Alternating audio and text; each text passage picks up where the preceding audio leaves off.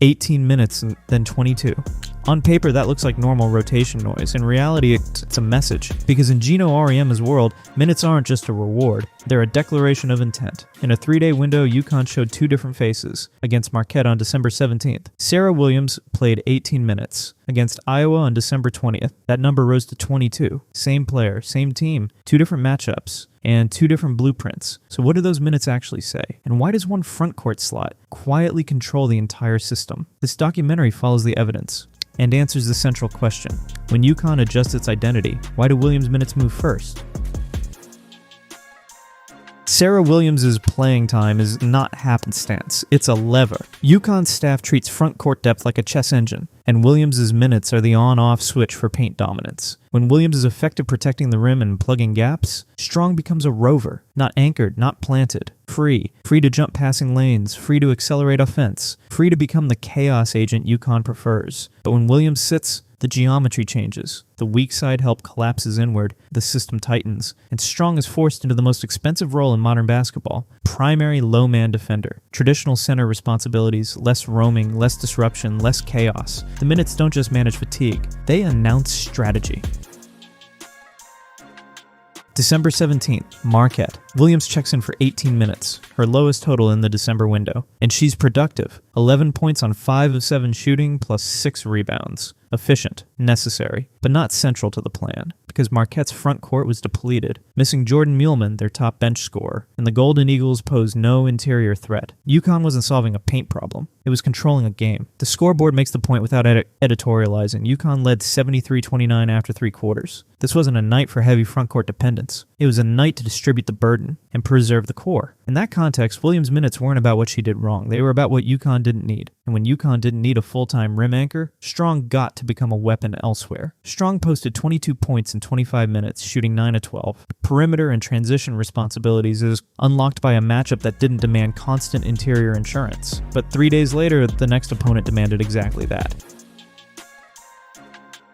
December 20th, a ranked opponent, a different kind of pressure. Iowa entered 10-2, ranked #11, and known for avoiding turnovers. So Geno Auriemma makes the personnel choice that signals everything: re-establish paint dominance. Williams' minutes tick up to 22. Her scoring dips to 7 points on 3 of 6 shooting, but her presence spikes. She adds 3 blocks, and suddenly UConn's interior control becomes a statement. Iowa scores 28 points in the paint. UConn counters with 40. That is not a small detail. That is the deal. And it's why the minutes matter. Williams isn't merely playing more, she's being deployed as structure. Because once the paint doesn't cave, everything else can become aggressive again. Strong plays 34 minutes in that Iowa win. She leads the team with 6 steals, adds 7 rebounds, and holds interior discipline. That combination, discipline plus disruption, doesn't happen by accident. It happens when the back line is stable long enough and for the front line to hunt.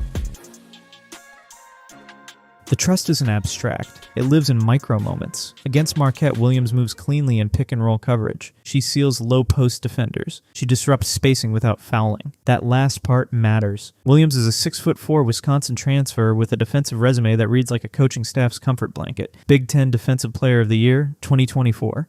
All Big Ten Defensive Team, 2024. All Big Ten First Team, 2024. The skill isn't just blocking shots. It's contesting vertically without gifting free points. When Williams is winning these micro-possessions, screen coverage, early seals, vertical contests, UConn doesn't have to small ball Strong at the 5. Strong stays what this system wants her to be. A 3.5 position defender, so able to rove, switch, and initiate breaks. When Williams sits or struggles, the price is immediate. Strong absorbs traditional center duties. She anchors, she plants, and the disruption tax gets paid somewhere else. Against Iowa, that tax could have been fatal, so UConn didn't pay it. They chose structure, then unleashed chaos.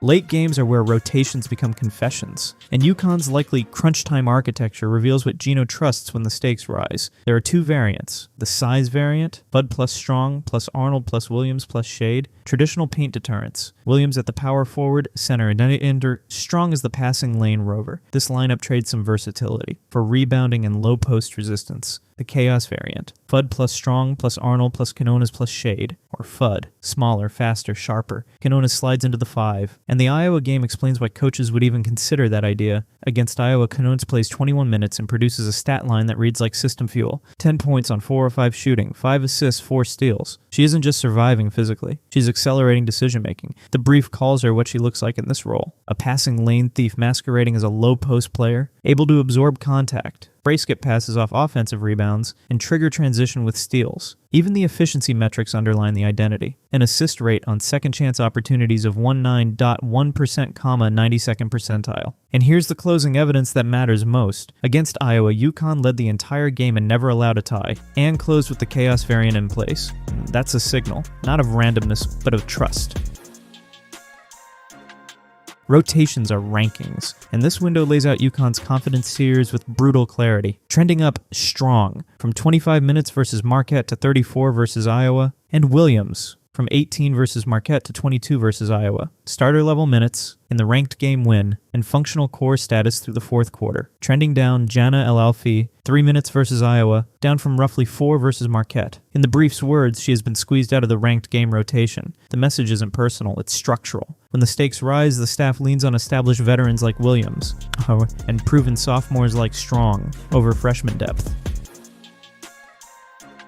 The impact isn't contained to one position, it spreads. Domino effect number 1, defensive rotations. Collapse with Williams as the primary low-man rim protector. Strong becomes a rover. She can freelance in passing lanes, hunt steals, trigger transition. The guards, Fudd and Arnold, can afford more risk because they trust the backstop. Without Williams, Strong becomes the primary low-man defender. She anchors pick-and-roll coverage. She loses mobility to disrupt. The perimeter tightens. Fewer steals, fewer transition chances, less chaos. Marquette never punished that reset because the game was already over. But against a methodical team like Iowa, forcing Strong into traditional center duties would have threatened the early margin UConn built. Domino effect number 2. Rebounding becomes a trade-off. The numbers are blunt. UConn was out-rebounded by Iowa, 38-28. The chaos variant sacrifices glass for speed, and the staff's calculation shows up in the outcome they prioritized. Forced 26 turnovers, couldn't in 15 in the first half, score 18 fast break points, and accept the rebounding deficit. That's not a mistake, that's a choice. A pace and pressure exchange,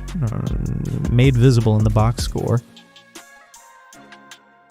Now comes the thought experiment. If Auriemma experiments next game with more El-Alfi plus Williams minutes together, a larger, slower front court, the benefits are obvious. More size, more glass, more rim deterrence, but the cost is just as clear. Fewer lane jumps, slower closeouts, reduced chaos, the turnover differential flattens, transition opportunities evaporate. Because Williams and Strong have reframed what big means in this system. They are not planted post players. They're perimeter connected defenders. They're offensive playmakers. They're the difference between a system that survives and a system that dictates. Regressing toward a traditional two-big model would waste the optionality they create. And that's why the counterfactual matters. It reveals what UConn believes its identity should be, especially against ranked teams.